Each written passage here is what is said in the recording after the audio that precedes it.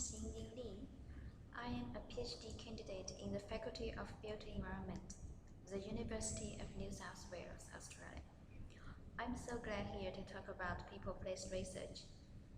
It's an interdisciplinary trend that brings opportunities and challenges. Let's start with the concept of place. Place is one of the trickiest words in the English language. As a daily word, it has been used widely and has become a buzzword used to justify everything. In this paper, place research is defined as research about the relationships between people and environment. Why place is important? Because it's a psychological need for human beings. As Twain said, everyone is born with the need for identification with his surrounding and a relationship to them. The need to be in a recognizable place.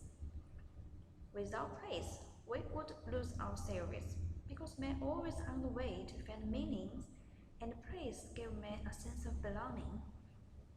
Cassie explained place direct and stabilize us, to memorialize and identify us, to tell us who we are and what we are in terms of where we are. Furthermore, some scholars have demonstrated that sense of place is positively related with psychological health. The scales of place are very flexible. It can be a chair, a room, a house, a neighborhood, a city, a country, a continent, or even as big as the planet. Since the breakthrough brought by phenomenology in 1960s, many disciplines have been focusing on environment or physical settings as experienced by humans. Now, place has become into an interdisciplinary concept. According to a literature review carried out by Lurica 2011, there are multiple people-place research papers in many disciplines within the social sciences, including environmental psychology, sociology, community psychology, human geography, cultural anthropology, gerontology, demography, urban planning, nature sciences and tourism, forestry, architecture, and economics. From the 1960s until the end of the 20th century, many place-related concepts emerged as listed in Table 1. So many place-related terms emerged because researchers from different disciplinary backgrounds have developed the terms and definitions according to the needs of their disciplines. Gentlemen explained the reason. If we all use the same definition for a concept, it would have to be a very broad, generalized, and abstract definition. It's likely more beneficial to use the conceptualizations that best fit our own world. Table 2 provides a summary of some of the most commonly used terms relating to the concept of place in a range of disciplines. This is not an exhaustive list of all of the disciplines, but provides an indication of the great variety of the use of the term.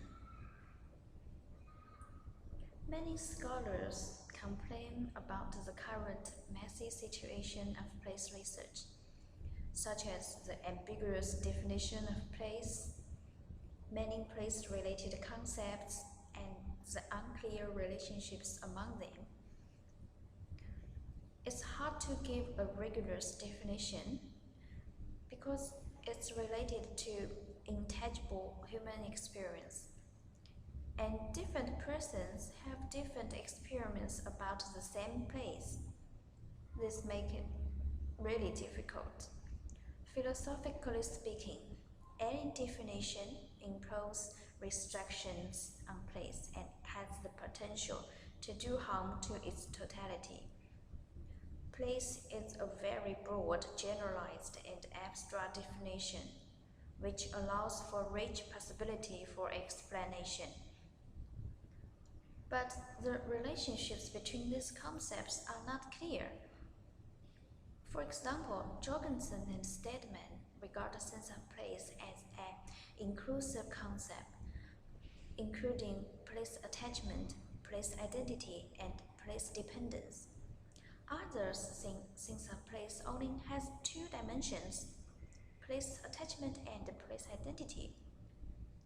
Wask maintains place attachment comprise place identity, place dependence, social bonding, and natural bonding. These unclear relations exist because the absence of a unifying theory and methodology of place. However, researchers don't need to be pessimistic.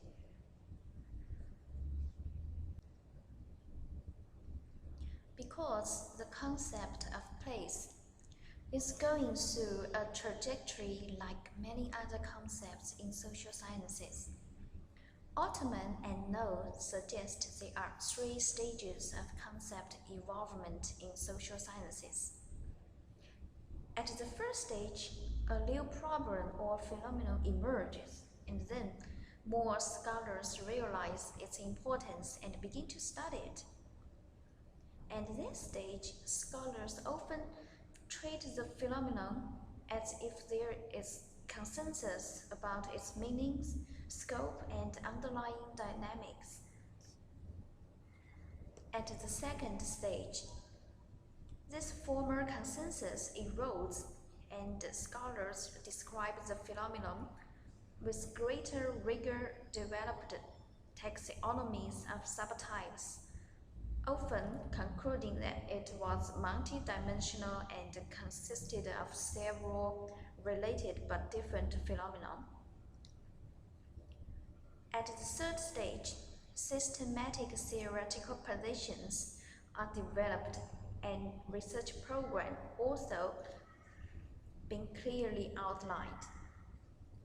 Theoretical knowledge also can be transformed to solve practical problems. Altman and Noll thought place research was at the second stage in 1992, and I argue 20 years later, nowadays, place research is still hovering at the second stage. So, how to step into the third stage? First, I think scholars need to adopt a pluralistic worldview that accepts the messy nature of place research. Patterson and Railings maintain that looking at place research as if it should compose a single research tradition leads to the critics about conceptual clarity. But if we see it from multiple research traditions, we may see greater coherence.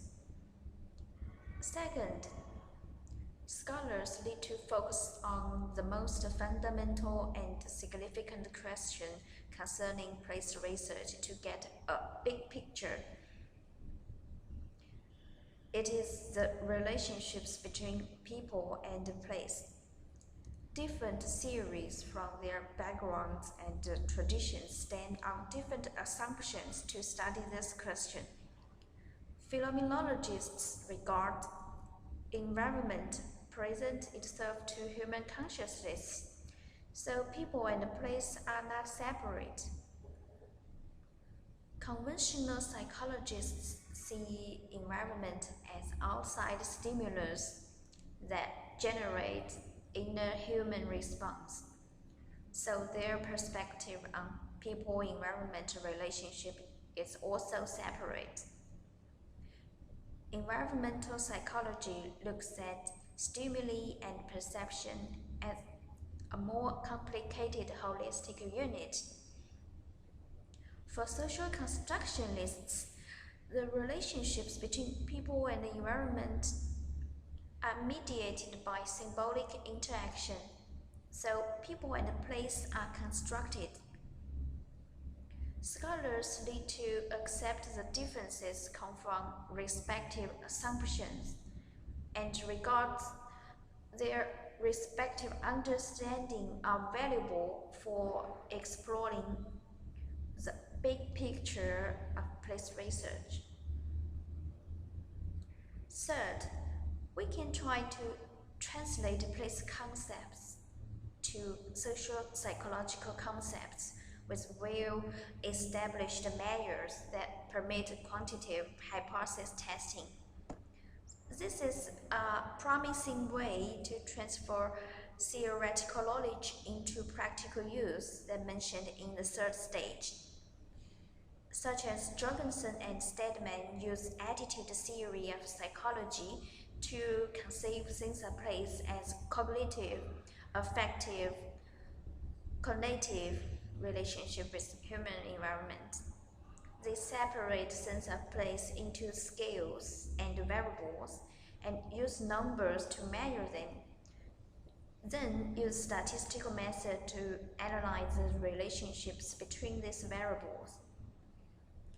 I believe once we can do the 3 points I mentioned, place research can go to the third stage. Thank you very much for your time.